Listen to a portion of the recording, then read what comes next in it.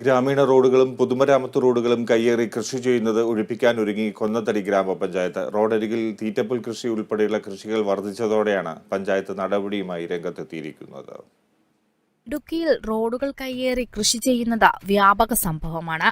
ഗ്രാമീണ റോഡെന്നോ പൊതുമരാമത്ത് റോഡെന്നോ മാറ്റമില്ലാതെയാണ് കർഷകർ റോഡരികിൽ കൃഷി ചെയ്യുന്നത്. ഏക്കർ കണക്കിന് കൃഷിയിടമുണ്ടെങ്കിലും റോഡിൽ കൃഷി ചെയ്യാൻ ഇഷ്ടമുള്ള ഒരു കൂട്ടം കർഷകരുണ്ട്. ഇതുമൂലം റോഡിന്റെ കാഴ്ച മറയുകയും അപകടങ്ങൾ സംഭവിക്കുകയും ചെയ്യുന്നു. ഈ സാഹചര്യത്തിലാണ് കൊന്നത്തൊടി ഗ്രാമപഞ്ചായത്ത് കയ്യേറ്റങ്ങൾക്കെതിരെ നടപടി സ്വീകരിക്കുന്നത്. ജില്ലാ കളക്ടറുടെ നിർദ്ദേശപ്രകാരമാണ് കയ്യേറ്റങ്ങൾ ഒഴിപ്പിക്കുന്നതെന്ന് ഗ്രാമപഞ്ചായത്ത് പ്രസിഡന്റ് രമ്യ റനീഷ് പറഞ്ഞു. നോട്ടീസ് ഹരിതകർമ്മസേനയുടെ കൈകളിൽ എല്ലാ വീടുകളിലും 6 മാസം മുമ്പ് എത്തിച്ചിട്ടുള്ളതാണ്. കൂടാതെ അനൗൺസ്മെന്റ് നടത്തിയിട്ടുണ്ട്. ഇപ്പോ ഈ മാധ്യമത്തിൽ കൂടി ഇത് അറിയിക്കുകയാണ്.